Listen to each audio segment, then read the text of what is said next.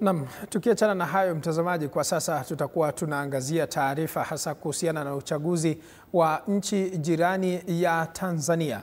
Na ambapo tunaanza na taarifa hii ambapo hali tete imetanda kufuatia maandamano yaliyozuka katika miji tofauti nchini Tanzania ya kupinga uchaguzi mkuu uliofanyika leo na kusababisha kufungwa kwa huduma za interneti kote nchini humo. Kufuatia vurugu hizi, serikali ya Tanzania kupitia idara ya polisi imetangaza amri ya kutotoka nje usiku kuanzia saa 12 jioni. Sheila Chalangat ana taarifa hii kwa kina.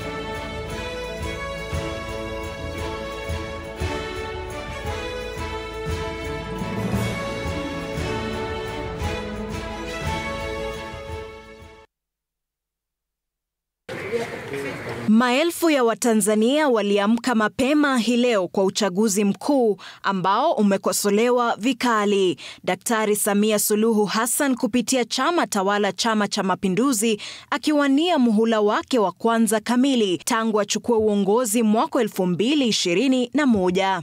Wakapige kura, chagua viongozi wanaowataka ili nchi yetu tumalize zoezi hili la demokrasia na tuendelee na shughuli zetu za kawaida. Uchaguzi huu ukiwa na idadi kubwa zaidi ya waliojisajili kupiga kura, wapiga kura milioni 37. Hata hivyo, ukosoaji umejitokeza kufuatia vitisho, kukamatwa kwa viongozi wa upinzani na kuzuiwa kwa mikutano ya kisiasa.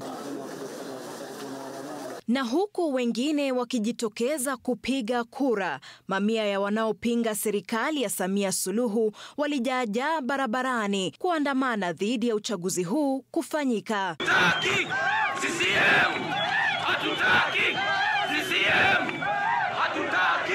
Jijini Dar es Salaam, maeneo ya Kimara na Ubungo, waandamanaji walifunga barabara na kuchoma magurudumu, lalama zao ikiwa ni uwazi katika uchaguzi uliokuwa ukiendelea. Tuwe pamoja, tumwangaliane. Matukio haya yakishika kasi kwenye mitandao. Mwendo wa saa 8 mchana, huduma za mtandao zilitatizika. Shirika la uchunguzi wa mtandao NetBlocks liliripoti kuwa huduma ya mtandao zilikuwa zimepungua kwa zaidi ya 90% nchini Tanzania katika siku hii ya uchaguzi, ikitazamwa kama jaribio la serikali ya Tanzania kunyamazisha sauti huru na kuzuia ufuatiliaji wa uchaguzi. Hali hii tete imesababisha tahadhari kutoka kwa mashirika tofauti kuhusu maandamano haya, ikiwemo ubalozi wa Marekani uliotoa tahadhari kwa raia wake kuepuka maeneo yaliyokuwa na vurugu. Nchini Kenya, kwenye mpaka wa Tanzania, polisi wa Tanzania walilazimika kuwazuia mamia ya Wakenya waliokuwa wanajaribu kuvuka mpaka wa Namanga ili kuwasaidia Watanzania katika maandamano dhidi ya uchaguzi huu. Kwa sasa ripoti kutoka nchini humo zinaeleza kuwa wako kwenye amri ya kutotoka nje iliyowekwa kuanzia saa 12 jioni, ila waandamanaji wameapa kuendelea licha ya amri hii. Sheila Chalangat, runinga ya TV 47.